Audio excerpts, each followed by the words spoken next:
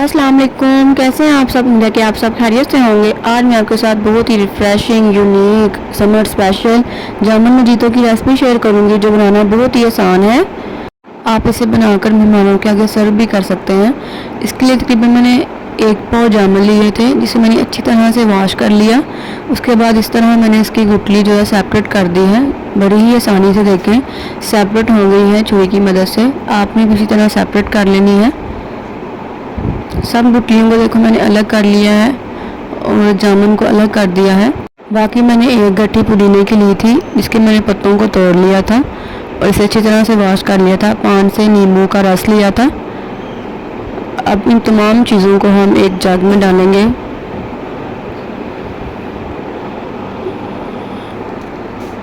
पुदीने के पत्ते शामिल करेंगे, जामुन जो हमने गुठलियों से अलग किया था वो शामिल करेंगे, लेमन जूस शामिल करेंगे,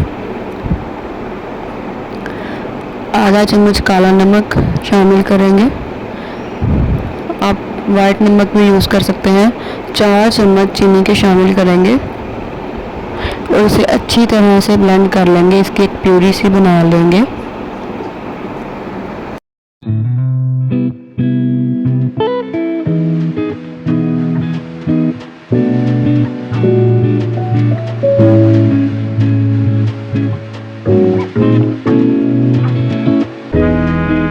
देखें तकरीबन मैंने 1 से 2 मिनट के लिए जामुन को इस तरह से ब्लेंड किया है तो उसकी कितनी अच्छी सी प्यूरी बन गई है। अब इस प्यूरी को हम आइस क्यूब ट्रे में शामिल करेंगे, तो सेट करेंगे और तकरीबन 7 से 8 घंटे के लिए इसे रेफ्रिजरेटर में जमने के लिए छोड़ देंगे। 7 से 8 घंटे के बाद चेक करेंगे तो माशाल्लाह देखें कितनी अच्छे तरीके से ये जम चुकी हैं।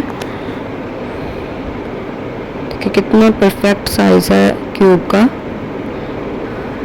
अब इन सब को हम एक एयर टाइट बॉक्स में निकाल लेंगे। अब हम इसका बनाने का तरीका देख लेते हैं।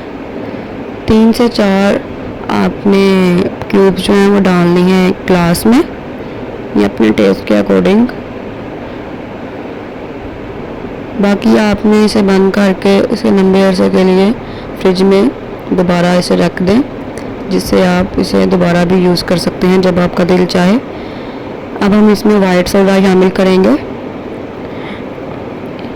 3 से 4 सेकंड के लिए इसे मिक्स होने देंगे और ठंडा ठंडा रिफ़्रेशिंग जामुन मजीतो इंजॉय करेंगे। आप मेहमानों के आगे भी इसे सर्व कर सकते हैं और ये बहुत ही रिफ़्रेशिंग और टेस्टी बना था।